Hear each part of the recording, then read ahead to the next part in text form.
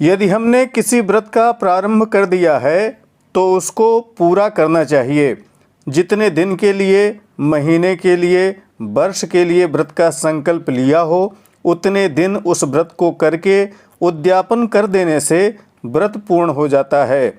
व्रत की पूर्णता से कार्य की सिद्धि होती है।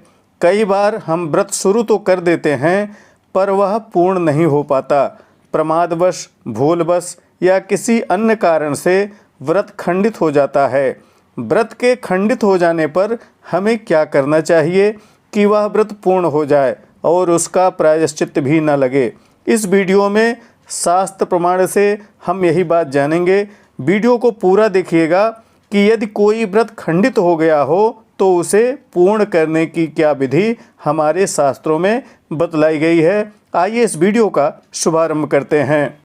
हेमाद्रि ने भविष्य पुराण में इसके संबंध में कहा है कि महाराज युधिष्ठिर ने भगवान श्री कृष्ण से प्रश्न किया है कि व्रत किस तरह से पूर्ण होता है। युधिष्ठिर उवाच संपूर्णता मनुष्ठाने व्रतानां नंदनंदन कुरु प्रसादम गुह्यार्थो मे तन्मे भक्तुमर्हसि। अर्थात युधिष्ठिर ने श्री कृष्ण से व्रत की पूर्णता के लिए प्रश्न किया है।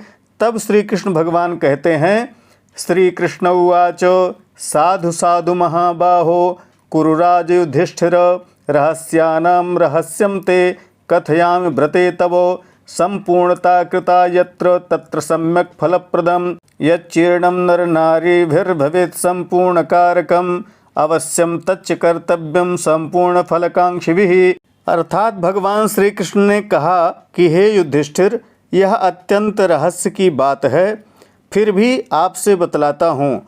व्रत जब पूर्ण होता है तभी वह फल को देने वाला होता है। फल को चाहने वाले व्यक्ति को व्रत की पूर्णता अवश्य करनी चाहिए। आगे कहते हैं, किंचिद भग्नं प्रमादेन यद्व्रतं व्रतिना स्थितं तत्संपूर्णं भवेत् सर्वं व्रतेनानेन पांडव उपद्रवैर्बहुविधैर्महामोहाच्च पांडव यद्भग्नं किंचिदेव स्यात् व्रतं विघ्न विनाशनं तत्संपूर्णं भवेत् पार्थो सत्यं सत्यं न संशयः। कांचनं रूप्यकं रूपं शिल्पिना तु घटापयेत् भग्नव्रतस्य यो देवस्तस्य रूपं विनिर्दिशेत्। व्रतं स्त्रीपुंसयो पार्थो प्रारब्धं यद्व्रतं किल न च निष्पादितं किंचित् दैवात् सर्वं तथा स्थितं द्विभुजं पंकजारूढ़ं सौम्यं प्रहसिताननं निष्पादितं शिल्पिना च तस्मिन्नेव दिने पुनः तन्मानं तु मनः प्राप्तं ब्राह्मणैर्विधिना गृहे स्नापयेत् पैसा दधना घृतक्षौद्ररसाम्बुभिः वस्त्रचंदेन पुष्पैश्च पूजां कुर्यात् समाहितः तोयपूर्णस्य कुंभस्य मुने विन्यस्य देवतां धूपदीपाक्षतैर्वस्त्रे रत्नैर्बहुप्रकारकैः अर्घ्यं प्रदद्यात् तन्नाम्ना मंत्रेणानेन पांडवो। अर्थात व्रत करने वाले के प्रमाद से, भूल से, अज्ञान से, विघ्न से जो व्रत भग्न हो गया हो उसके लिए मैं विधि बतलाता हूँ। उस विधि को करने से व्रत पूर्ण हो जाता है, इसमें कोई संदेह नहीं है। जिस देवता का व्रत किया हो उस देवता की सोने चांदी की मूर्ति कारीगर से बनवा लेनी चाहिए। जिस किसी ने व्रत को किया है पर वह पूरा न कर सका हो, कोई विघ्न आ गया हो तो वह यह समाधान भी उसी को करना चाहिए। कमलासन पर विराजमान मूर्ति हो, उसकी 2 भुजाएं हों, सुंदर मुख हो, अपने सामर्थ्य के अनुसार वजन की मूर्ति बनवानी चाहिए। उसे घर पर ले आएं। व्रत वाले दिन वैदिक ब्राह्मण को निमंत्रित करें तथा उस मूर्ति को स्थापित करके उसकी ब्राह्मण द्वारा विधिवत पूजा करवानी चाहिए। कलश की स्थापना करके उसके ऊपर उस देवता को स्थापित करें। पाद्य, अर्घ्य, आचमन, स्नान, दूध, दही, घी, शहद, शक्कर, पंचामृत से विधिवत स्नान कराएं। देवता के नाम मंत्र से वस्त्र, चंदन, पुष्प, धूप, दीप, नैवेद्य, फल, तांबूल, दक्षिणा अर्पण करें, अर्घ्य प्रदान करें। उसके बाद इस तरह से प्रार्थना करें, उपवासस्य दानस्य प्रायश्चित्तं कृतं मया शरणं च प्रपन्नोऽस्मि कुरुष्वाद्य दयां मम व्रतच्छिद्रं तपश्छिद्रं यच्छिद्रं व्रतकर्मणि तत्सर्वं तत्प्रसादेन संपूर्णं जायतां मम प्रसन्नो भवभीतस्य भिन्नचर्यव्रतस्य च कुरु प्रसादं सम्पूर्णं व्रतं संजायतां मम पूर्वदक्षिणयो पश्चादुत्तरे च बलिं हरे उर्पयधस्ता सर्वेभ्यो दिक्पालेभ्यो नमो नमः इदं मर्घमिदं पाद्यं तेभ्यस्तेभ्यो नमो नमः पादौ च जानुनी चैव कटिशीर्षकवक्षसि कुक्षिं तु हृदयं पृष्ठं वाक्चक्षुश्च शिरोरुहान् पूजयित्वा तु देवस्य ततः पश्चात् क्षमापयेत्। अर्थात उपवास और दान से मैंने प्रायश्चित कर दिया है। मैं आपकी शरण में हूँ, आप मुझ पर दया करें। व्रत का छिद्र, तप का छिद्र एवं जो व्रत के कर्म में छिद्र हो गया हो वह आपकी कृपा से पूर्ण हो जाए। इसके बाद 10 दिक्पालों को बलिदान करें और दिक्पालों का पाद्य अर्घ्य समर्पित करके कहें कि लीजिए यह आपके लिए पाद्य है, आपके लिए अर्घ्य है और आप सभी को मेरा बारंबार प्रणाम है। देवता के अंग की पूजा अर्थात देवता के चरण, जानु, कटी, शीर्ष, वक्ष, कुक्ष, हृदय, पृष्ठ, वाक, चक्षु आदि की पूजा करके क्षमापन करना चाहिए। पूजितस्त्वं यथा शक्त्या नमस्तेस्तु सुरोत्तम ऐहि कामुष्मकीं देवो कार्यसिद्धिं दिशस्व मे एवं क्षमापयित्वा तु प्रणमेच्च प्रयत्नतः तन्मूर्तिं च दुजातिभ्यो विधिवत् प्रतिपादयेत् स्थित्वा पूर्वमुखो विप्रो गृह्णीयात् दर्भपाणिना विप्रहस्ते प्रयक्ष्येच्च दाता चैवोत्तरामुखः मंत्रेणानेन कौन्तेय सोपवासः प्रयत्नतः।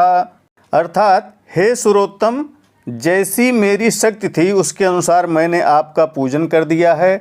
अब आप इस लोक और परलोक दोनों की कार्य सिद्धि करें। इस प्रकार क्षमापन करके प्रणाम करें तथा उस मूर्ति को विधि के साथ ब्राह्मण को दे दें। ब्राह्मण भी पूर्व मुख होकर कुश हाथ में लेकर मूर्ति को ग्रहण करें। मूर्ति देते समय दाता को उत्तराभिमुख रहना चाहिए। मूर्ति दान करने तक निराहार रहना चाहिए तथा इस मंत्र को कहते हुए मूर्ति दान करना चाहिए। इदं व्रतं मया खंडम कृतमासीत् पुरा द्विज तत्सर्वं पूर्णमेवास्तु तव मूर्ति प्रदानतः ब्राह्मणोपि प्रतीक्षेत मंत्रेणानेन तन्नृप। अर्थात हे द्विज, मैंने पहले इस व्रत को खंडित किया था, वह आपको मूर्ति दान करने से पूर्ण हो जाए।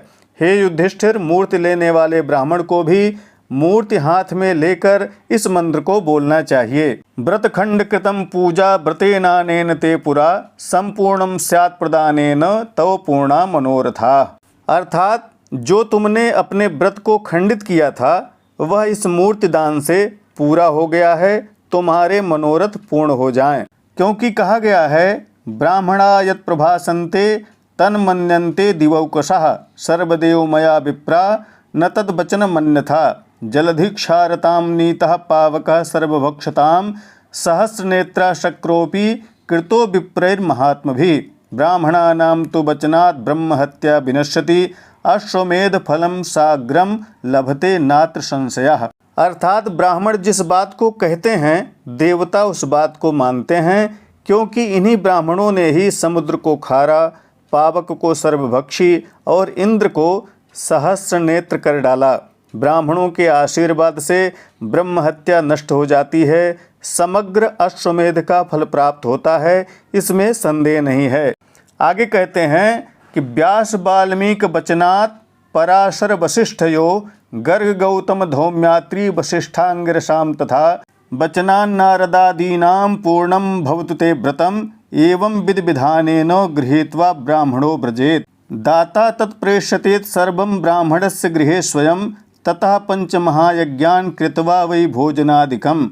अर्थात व्यास, वाल्मीकि, पराशर, वशिष्ठ, गर्ग, गौतम, धौम्य, अत्रि, वशिष्ठ, अंगिरस और नारद आदि के वचनों से आपका व्रत पूर्ण हो जाए। इस तरह से विधि विधान से ब्राह्मण मूर्ति अपने घर ले जाए तथा देने वाला स्वयं ही अन्न सामग्री ब्राह्मण के घर पहुंचा दे, फिर पंच महायज्ञ को करके भोजन करे। एवं यह कुरुते भक्त्या व्रतमेतन्नरोत्तमो तस्य संपूर्णतां याति तद्व्रतं यत् पुरा कृतं खंडम संपूर्णतां याति प्रसन्ने व्रत दैवते भगनानि यानि मदमोह वशात् गृहीत्वा जन्मान्तरेष्वपि नरेण संवत्सरेण संपूर्ण पूजन परस्य पुरो भवन्ति सर्वव्रतानि परिपूर्ण फल प्रदानी। इस प्रकार जो भक्ति के साथ व्रत करता है उसका पहले किया हुआ व्रत पूर्णता को प्राप्त हो जाता है। हे युधिष्ठिर, इस जन्म का ही नहीं, यदि किसी अन्य जन्म में भी मदमोह के कारण व्रत भंग हो गया हो तो वह भी इस प्रकार से पूजा करने से पूर्ण हो जाता है और पूरा फल प्राप्त होता है। इस तरह खंडित व्रत की पूर्णता के लिए भविष्य पुराण में युधिष्ठिर और श्री कृष्ण के बीच हुई वार्ता में यह विधान बतलाया गया है। आशा है यह वीडियो धर्मानुरागी सज्जनों के लिए लाभदायक होगी। इसी तरह की प्रामाणिक व्रत पर्व त्योहार, ज्योतिष, वास्तु तथा ग्रह बाधा निवारण संबंधी जानकारियों के लिए बने रहें हमारे साथ। नमस्कार। जय विश्वनाथ।